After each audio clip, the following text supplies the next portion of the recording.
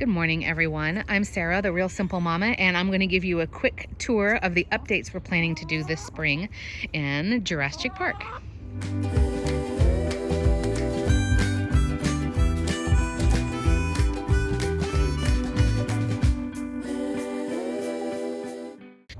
My girls are making a ton of noise this morning. I think they're mad because I'm out here and I haven't given them any treats yet.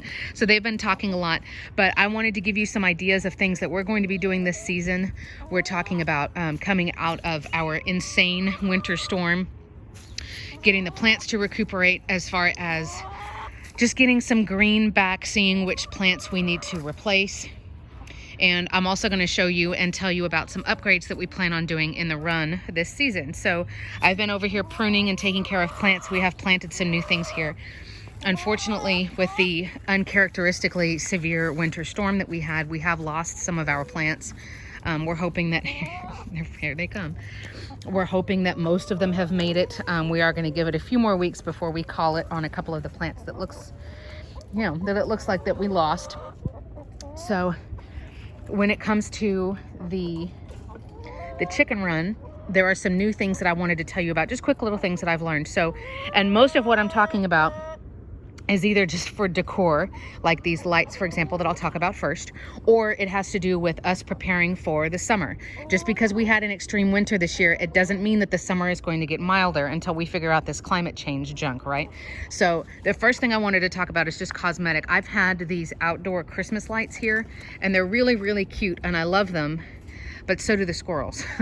And we have had over on that end, which is where they plug into an outdoor extension cord, we have had 2 strands of these lights be destroyed by, I assume, squirrels. I know we have mice in the area.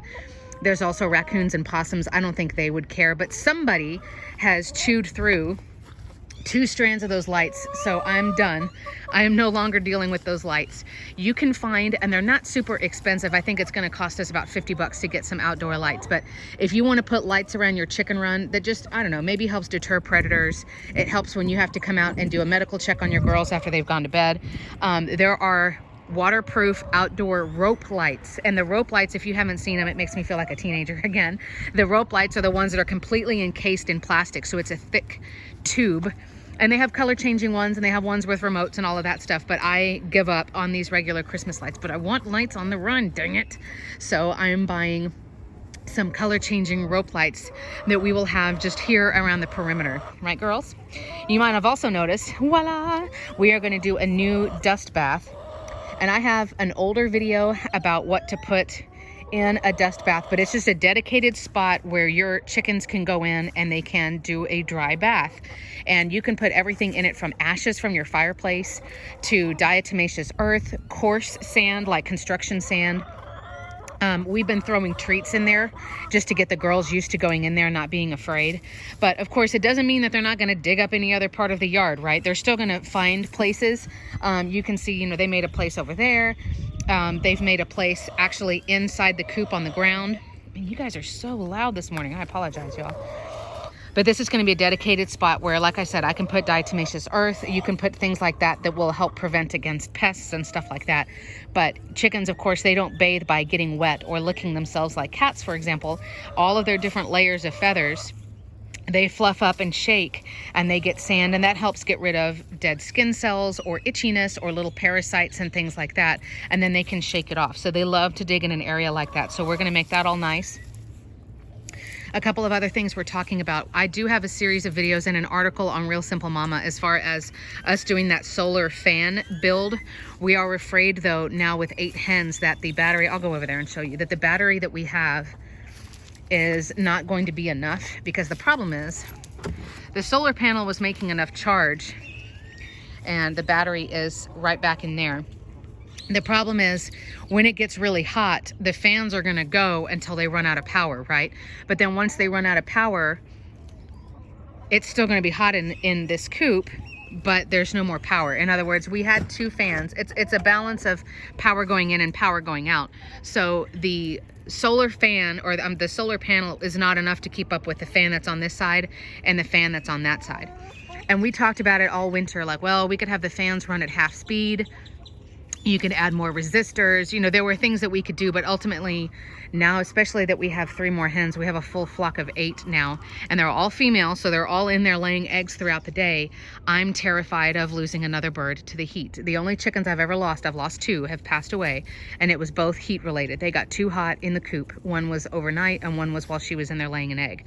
And so for me, I feel very strongly that we need to do everything we can. So unfortunately, just because of the amount of chickens and the fact that you know, either the fans aren't going to be able to run at full speed, or they're going to run at full speed but then they're going to run out of power because the solar panel just can't keep up, we're probably just going to hook it up to a power source.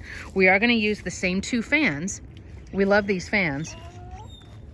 There's one right here and there's one on the opposite side, and then we're going to keep these doors open during the day to help, you know, have some circulation blowing in there also, just so that the breeze is going through.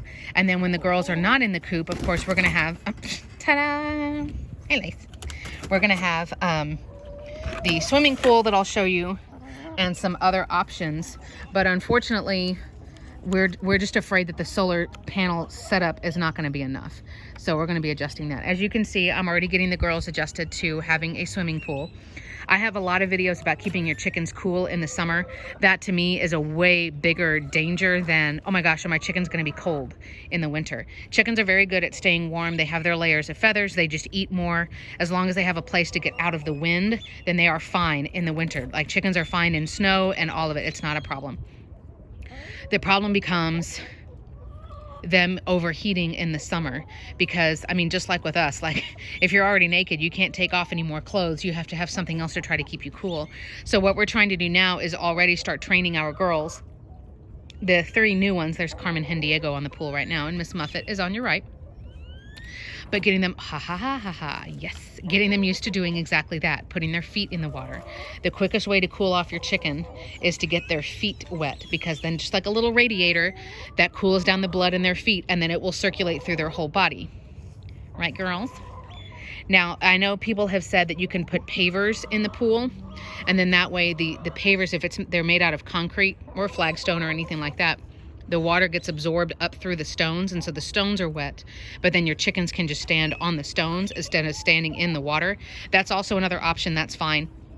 I find for me, I may just do what we've got right now, where it's just the water, because as you can see, they get dirt in there as they dig around, and then they're going to hop in there with their dirty feet and stuff. And for me, dealing with arthritis and fibromyalgia, it's going to be harder if I have to take pavers out every day or 2, spray the pool out, and then put the pavers in. So I'm probably not going to deal with a lot of actual pavers. We're probably just going to have the pool. We also have to hang up.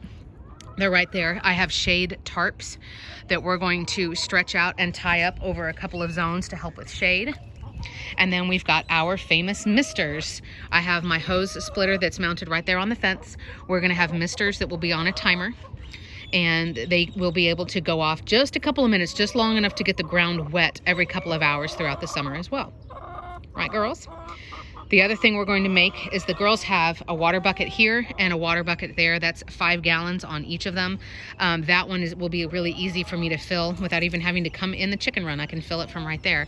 But we're probably going to make a 3rd. So those are some things that we're excited about. We also, because it's been a year, we need to reseal the coop. You just need to look for an outdoor wood sealant that's going to be waterproof, UV proof, all of the proofs. So we need to paint that on again. Right, girls? And we did lose our banana tree. It actually had died even before we had our winter storm. So we'll be looking to put another little ornamental tree here in the area. But those are all of the things that we are looking at doing. We are getting a crazy amount of eggs. We're getting probably half a dozen a day. So we are selling our eggs in the area, which is really, really fun. And it's paying for the last thing that I'm going to tell you about. We are going to be getting a security camera for our chicken run. It's not going to be a camera in the coop, although that would be hilarious, but that is not something that I need. I want something for if we ever go out of town, or, you know, we're in bed at night, or we just kind of want to see who shows up after dark, right? To try to see if the buffet is open, right, Gracie? So we are going to be getting probably a Ring camera, an outdoor motion activated camera. New, the one we're looking at I think runs $100. So we're going to use hopefully part of our stimulus payment to buy that. And we're going to get a Wi-Fi extender, and we're probably going to mount it somewhere outside so that we have a good view of the chicken run. And that will just give us peace of mind if we're ever, you know, not at home for a day or two, or we are just thinking about what's going on out here at night. If there are certain animals that are coming by, maybe we can watch the animals and see if there's a weakness around the chicken run somewhere. Right, girls? So those are all of the things that we've got going on, from lights to security cameras, misters, and shade, and all different kinds of stuff. So I hope that's kind of getting you guys some ideas. We want to get all of that stuff done definitely by the end of April, hopefully before.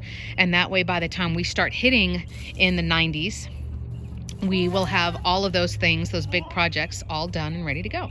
So we hope that you're doing well. We appreciate you being patient with us. We've had a rough couple of weeks with some health things going on, but we are doing okay, and we're back, and we will be here with more content soon. Thanks so much.